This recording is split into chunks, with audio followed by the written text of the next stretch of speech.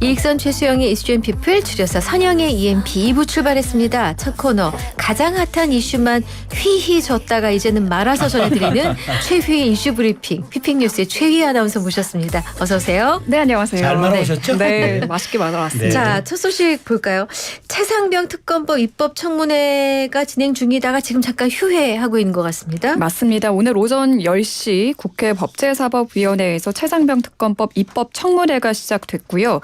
더불어민주당은 윤석열 대통령이 수사에 외압을 행사했다는 의혹을 밝히기 위한 질의를 이어갔습니다. 네. 상임위 보이콧을 이어가고 있는 국민의힘 의원들은 불참했습니다. 증인으로는 이시원 전 대통령 공직기강 비서관, 박성재 법무부 장관 등 모두 12명이 채택이 됐는데 네. 신원식 국방부 장관과 김계환 해병대 사령관은 불출석 사유서를 제출했고요. 네. 김 사령관은 오후에 화상으로 참여하겠다고 밝혔습니다. 네. 청문회의 핵심은 윤석열 대통령이 이종섭 전 국방부 장관에게 건 세 차례 통화에서 어떤 얘기가 오갔는지를 밝히는 겁니다. 네. 민주당은 또 해병대 수사단이 경북경찰청에 이첩한 수사 기록을 회수하라고 최초 지시한 사람이 누군지 밝혀내겠다는 계획입니다. 네. 청문회에서 이종섭 전 장관은 적법한 지시였다 다시 한번 해명한 것으로 전해지고요. 네. 일부 법사위원들은 윤석열 대통령이 관계자들과 통화한 점을 강조하며 윤석열 대통령 청문회가 돼야 한다라고 발언을 했습니다. 자, 민주당은 법사위에서 청문회를 마친 뒤 최상병 특검법을 의결할 계획입니다. 네. 네, 그런데 이제 오늘 청문회가 본격 시작되기 전에 증인 선서를 거부해서 격렬한 논쟁이 오고 갔다면서요? 네, 맞습니다. 증인으로 참석한 이종섭 전 국방부 장관과 신범철 전 국방부 차관, 임성근 전 해병대 1사단장이 증언을 하지만 증인 선서는 거부한다라는 입장을 밝히면서 청문회장에선 시작부터 고성이 오갔다고 합니다. 네. 선서를 거부한 이 3명의 증인은 자리에서 일어서지도 또 오른손을 들지도 않았습니다. 정청래 법사위원장이 증인 선서를 거부하겠느냐고 묻자 세 사람은 네라고 답했고요. 네. 이종섭 전 장관은 증인 선서를 거부한 이유에 대해 현재 공수처에 고발돼 피고발인 신분이라며 법률상 보장된 근거에 따라 증인 선서를 거부한 것이라고 반박했습니다. 네. 야당 의원들은 대놓고 거짓말하겠다는 거 아니냐는 질타를 쏟아냈고요. 법사위 민주당 간사인 김승원 의원은 증인 선서를 하고 본인에게 불리한 사실이 있으면 그때 거부해도 되는 걸 선서는 안 하고 증언은 하겠다. 처벌 안 받으니 거짓말을 마음대로 할 수 있으니 그렇게 하겠다. 이게 공직자로서 국민 앞에서 할 말이냐라면서 격앙된 어조로 굉장히 강하게 비판을 했고요. 민주당 의원들은 이 증인 선서를 거부한 증인들에 대해 고발 여부를 검토하고 있습니다. 네. 두 번째 소식인데 얼차례를 지시한 중대장과 부중대장이 구속이 됐다면서요? 맞습니다. 조금 전 속보로 나온 소식인데요. 네. 육군 12사단 훈련병 사망 사건과 관련해 규정을 위반한 군기훈련 얼차려를 지시한 중대장과 부중대장이 결국 구속됐습니다. 사건 발생 약 한 달 만이고요. 춘천지방법원은 오늘 오전 11시부터 12사단 신병교육대 중대장 강모대위와 부중대장의 남모중위의 구속 전 피의자 신문을 진행했고 네.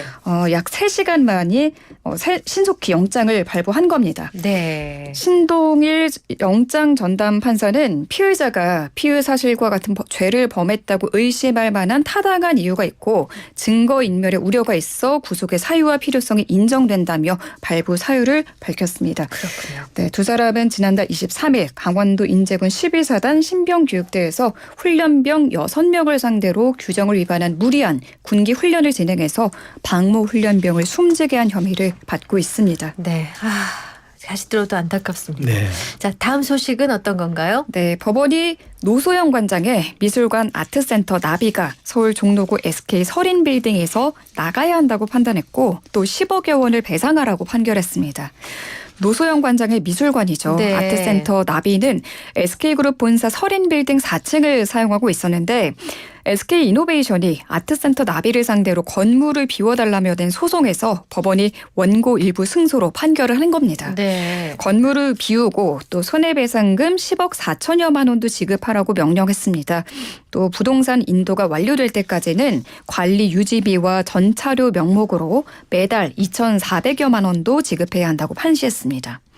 앞서 SK이노베이션은 빌딩 임대차 계약이 2019년 9월 종료됐는데도 아트센터 나비가 공간을 무단으로 점유해 경영상 손실이 크다며 작년 4월 소송을 제기했습니다. 노관장 측은 판결이 나온 직후 최태원 SK그룹 회장 요청으로 미술관을 이전했던 거라며 반발했습니다. 네. 아트센터 나비 측 소송 대리인은 해도 해도 너무하구나 이런 생각이 들고 이렇게 더운 무더위에 어디로 갈 데가 정해지지 않은 상황이기 때문에 여러 가지 고민이 필요한 것 같습니다라고 말했습니다. 네. 들어도 좀 심하다. 뭐 이런 생각은 저는 개인적으로는 드네요. 다음 소식 보겠습니다. 밀양 성폭행 사건 가해자가 사과문을 썼다고 하는데 이게 무슨 얘기죠? 네, 그동안 밀양 성폭행 사건 가해자들의 신상을 공개해온 유튜브 채널에 어제 밀양 가해자 박모모 최초 사과문이라는 제목의 영상이 올라왔는데요. 네, 가해자 박모 씨가 해당 유튜버에게 2장 분량의 자필 사과 편지를 보내왔다고 합니다. 편지에는 어리석고 바보 같은 행동으로 피해자에게 평생 지워지지 않을 상처를 남겼다고 썼습니다. 그때는 20년이 지난 지금까지 문제가 될 걸로 생각하지 못했고 허송세월 흥청망청 살다 보니 40이 다 돼가는 나이라고도 했습니다. 이어서 평생을 외식 한 번 못 해보고 농사만 짓다 암으로 수술하시고 스스로 명예퇴직하신 부모님께 죄스럽다며 못난 아들이 몸도 모자라 마음까지 망가뜨린 것 같다는 내용도 있었고요. 또 피해자분께 용서를 바라지 않는다. 사죄하면서 살아가겠다라며 편지를 마무리 지었습니다.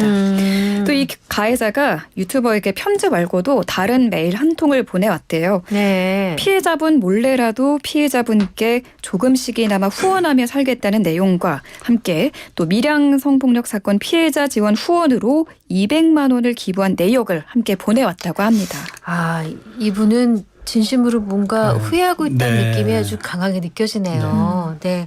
그래요. 이런 행동이라도 좀 있으면 좋겠다. 맞아요. 생각이 최소한. 듭니다. 네. 그렇죠. 사과는 진정성 있는 행동이 뒷받침될 때만 인정받습니다. 그렇습니다.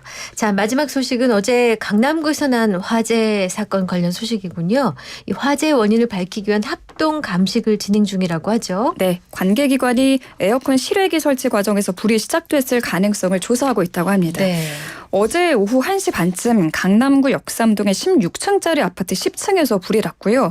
한 개 세대를 모두 태우는 등 피해를 내고 약 3시간 만에 불이 꺼졌습니다. 다행히 생명이 위독한 사람은 없었는데요. 불이 처음 난 집에서 작업을 하던 에어컨 기사가 손에 화상을 입고 또 생후 12개월이 안 된 아기 2명이 연기를 마셔 아이고. 병원으로 옮겨졌습니다. 네. 이 에어컨 기사는 에어컨 수리 작업 중 용접을 하다가 주변에 있던 비닐봉지 불이 붙은 것으로 기억한다고 경찰에 진술을 했대요. 네, 실외기 용접하던 중에 불이 난 걸로 보이고요. 네. 네, 감식반은 이 진술을 토대로 정확한 화재 원인을 밝히는 데 집중하고 있습니다. 네.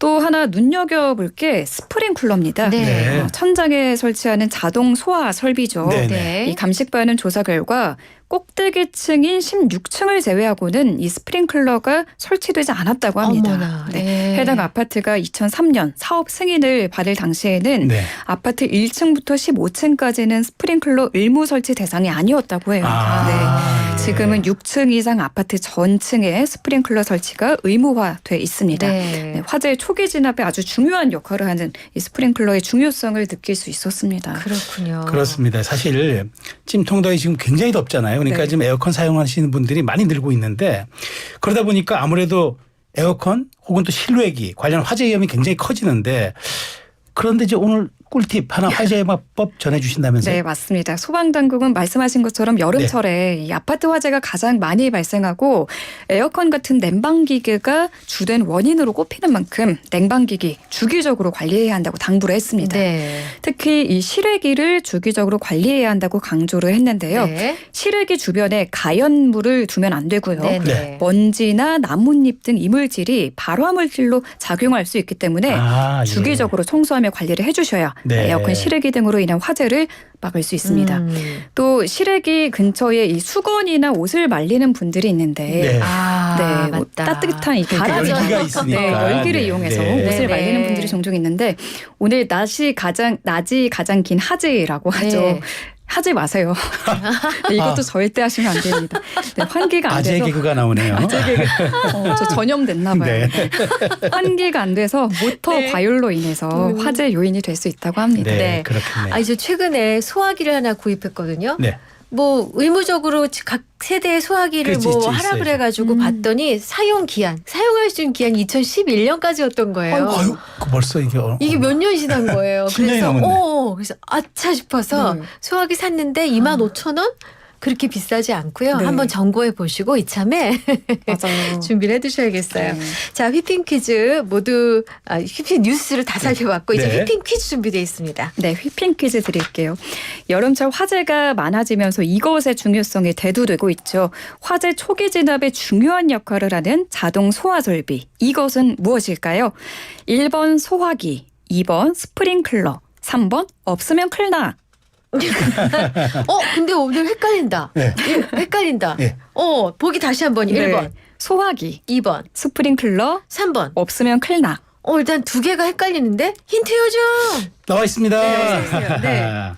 오늘의 힌트는 이겁니다. 바로 이 정답을 연상하시려면 봄만 연상하시면 됩니다. 봄. 오. 봄에는 봄은 만물이 튀어오르듯 이렇게 다 성장하잖아요. 네. 지금은 더운 여름이지만 네. 이 정답만큼은 봄을 연상하시면은 정답이 보입니다. 네. 자, 그리고 아. 우리가 잘 생각해 보세요. 봄을 뭐라 하는지. 여기가 정답이 기발하시네요. 있습니다. 봄을 영어로 뭐라 하는지 생각해 볼 때가 있어요. 잘 생각해 보십시오. 네. 1번 소화기, 2번 스프링클러, 3번 없으면 클라, 샵 0945, 우물정 0945, 단문 50원, 장문 100원, 유료 문자고요. YTN 라디오 앱, 유튜브, 이슈앤피플 실시간 댓글창 모두 열어두겠습니다. 노래 한 곡 듣고 올 동안에 정답 보내주세요. 최휘 아나운서와는 여기서 인사드릴게요. 네, 고맙습니다. 다음 주에 뵙겠습니다. 잘 말한 소식 주에. 들었습니다. 네. 잘 말았어요. 시원한 노래입니다. 유엔이에요. 파도.